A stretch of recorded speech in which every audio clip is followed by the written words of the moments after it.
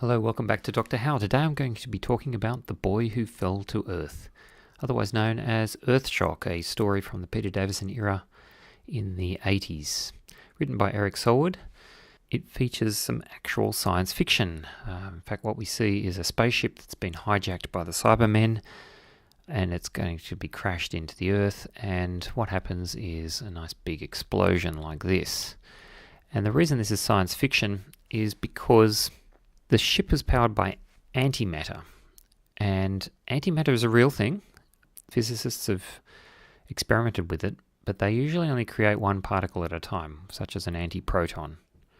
To actually power a spaceship, you probably need a whole lot more antimatter than that, and so the Cybermen are actually trying to take control of the bridge, but the Doctor stops them by actually freezing a Cyberman into the door by using the antimatter containment vessel to actually freeze the particles, which you would need to do to actually stop antimatter from reacting with matter. So there's actually science fiction in this show, which is very interesting. And to save the Earth, the 22nd century Earth, or whenever it's set, what actually happens is the ship goes backwards in time, and it actually hits the Earth some 65 million years ago and wipes out the dinosaurs. So it's an interesting story, actual science fiction. Now what I've done here is you can see that I've edited the show a bit, and it looks incredibly complicated what I've done here, but actually this is just a kind of a zigzag. I'll explain what I mean. Usually when you're going to edit a show, I'll just zoom in over on this section over here. You can see that what I've done is I've cut some pieces out, and so in order to link from one particular scene to the next one, what I've done is I've overlapped. You can actually see here that there's a bit of an overlap, and I've done something with the sound as well. I've just let the sound tail away there, and that just allows you to blend together some scenes with the sound not jarring. Otherwise, if you actually just stick the scenes end on end, what would happen is the sound might jump. So this is the usual way that you can get a show like this, where you don't have an isolated dialogue track to actually make the sound work. You basically stick down one particular scene, stick another scene with a slight overlap, and then make the sound, as you can see, fade out or fade in. So although this looks incredibly complicated, what's actually happening most of the time here is that there's a kind of a zigzag happening to get the different tracks just to all blend together so the audio doesn't jump too much. So it looks very complicated, but there's actually only a few places where I've done something interesting here to this episode. Firstly, you can see I've cut a lot of stuff out. These tracks down here, the audio is actually turned off. So these are actually the bits that I've cut out, and I've just sort of slung them down here. Mostly what I've cut out is the Cybermen. The appearance of the Cybermen actually happens midway through this particular edit. And the reason for doing that is just to hold back that reveal, so you're not sure what's going on or who the terrorists are in this case. We find out when the Cybermen start marching around, which is about somewhere around here. The Doctor doesn't know what's going on, and then he finds out when the Cybermen start marching. So it's around about here that he finds out. He sees the Cybermen marching through the hold, and then he realizes what's going on. So that's actually the first sight we see of the Cybermen in this edit. So I've done a variety of things. For example, here where we've got the bomb going, what I've done is I've actually cut some of the Cybermen. This thing intercuts back to where the Cybermen are in their base, and you don't need that, and I don't want to see that kind of thing, because I don't want to reveal what's going on here. I simply want to see the bomb being activated and the Doctor trying to jam it. So we see this section here where we see the bomb, and we sort of zoom in and we get the sound. The music gets very tense. So that's one of the things that I've done, just cutting out the Cybermen. Another thing that we've done here is we never actually saw the ship go into hyperspace. We see the hold, we see some people, some guards wandering around. We see the captain saying, let's go to warp. And so I've added this little scene in which shows the ship going into warp. Over here you can see I've actually added some sound. So what I did here, there's a couple of things. There's a little scene up here. These top two channels don't have any sound either. So these ones are just areas where I've added a bit of video.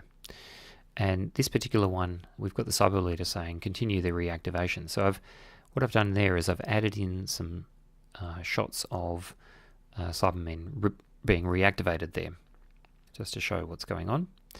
But then they blow open the door, and this is what happens here. And I've just added some audio effects here, so you can hear what I've done when they blow open the door. Fire. I should have realized. Right, so that's just a little bit of an audio edit.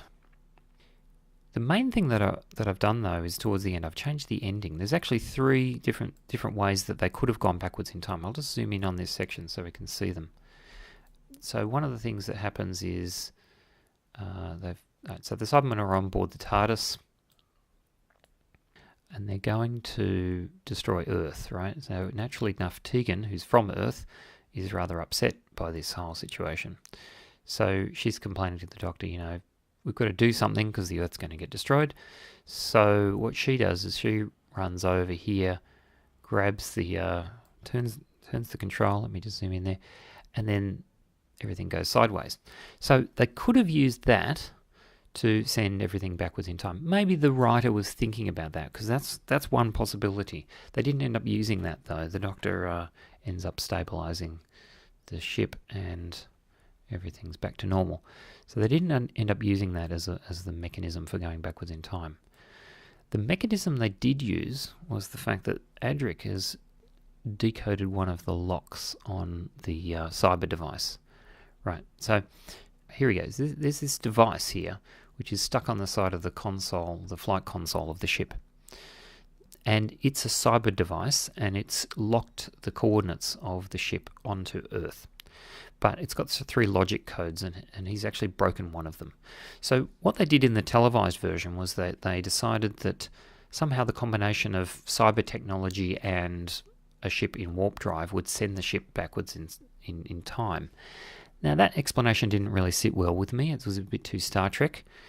So I've come up with a different solution. I've decided that instead what should happen is that over here when they attack the cyber leader, Tegan grabs the cyber leader there.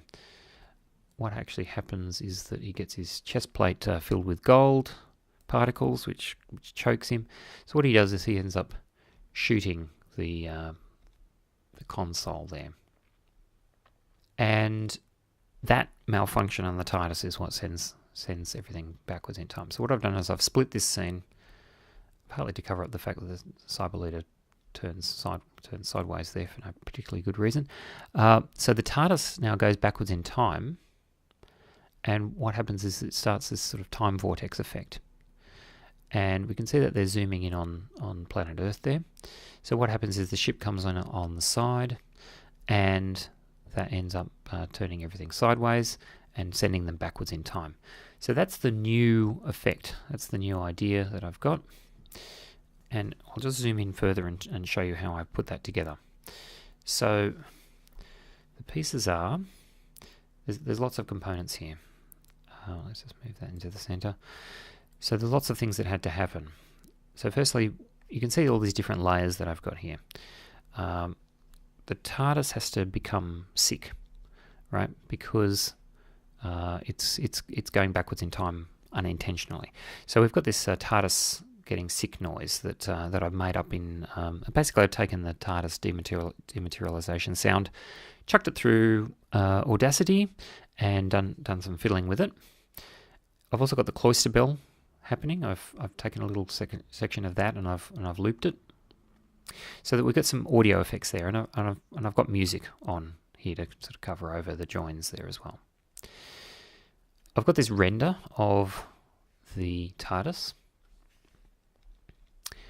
So that's been done in Blender. You can see the TARDIS is moving around. I've also done this Blender effect, which is the time vortex, which is particle emission. And I've tried to match those to look like the TARDIS is creating the time vortex. We've also got the Earth zooming in, and we've also got this this star field, which is slightly moving as well. And then over here we've got the ship coming in on the side. So it's actually quite complex. There's lots of different things going on there, and we've got black all at the back there, so that all of these different transparent components sit on the top of a black field.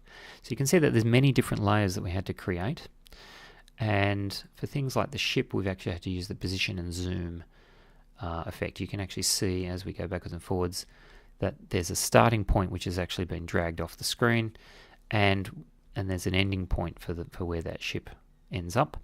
So there's these effects can be added on in Kdenlive, and then you can actually just move them around with the mouse, so you can actually have something coming in from the side like that. But a lot of this has been done in Blender. So we've so although we can move Earth around slightly with the position and zoom in Kdenlive, things like the time vortex and the render of the TARDIS have been done in Blender.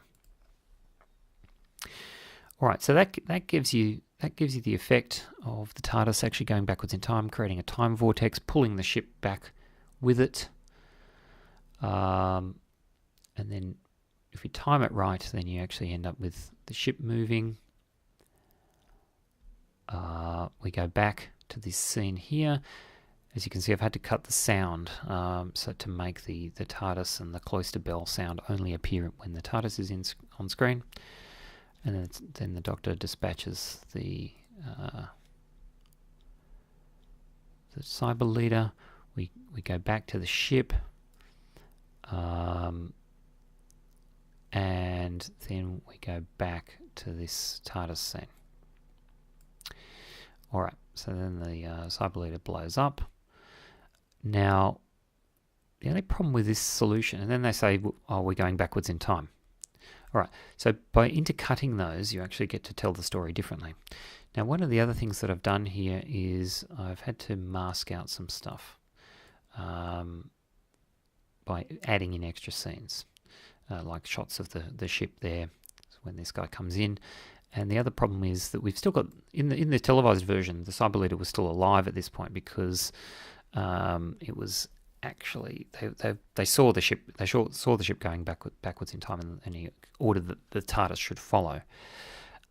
So the cyber leader was actually still alive. So I've got to mask him out by actually covering over, by putting in some shots here. This is a reverse shot from Asylum of the Daleks, the prequel that's on the DVD, a little sequence. I've just reversed that shot to show the TARDIS going towards Earth, because the cyber leader was actually off the side of this shot, and I didn't want to see him when the camera was panning. So that's one thing that was necessary to get rid of the cyber leader. There's another component over here where we get rid of the cyber leader. Basically, when Nyssa goes and grabs the messaging device, the cyber leader actually grabs it and crushes it at this point. But what we're going to do is instead we're going to show the escape ship actually leaving the ship at this point, because that's where the radio signal's coming from. So that way we actually avoid showing the cyber leader entirely, and the whole thing works quite well. We have to cut this scene slightly short because he's looking at the badge at that point. So putting all that together, you end up with a nice sequence which just tells the story a little bit more efficiently and tells the story, I think, in a little bit more of a logical way. It's the TARDIS malfunctioning that takes them backwards in time. So there you have it. Thanks for watching. I'm Dr. Hal. I'll talk with you later. Bye.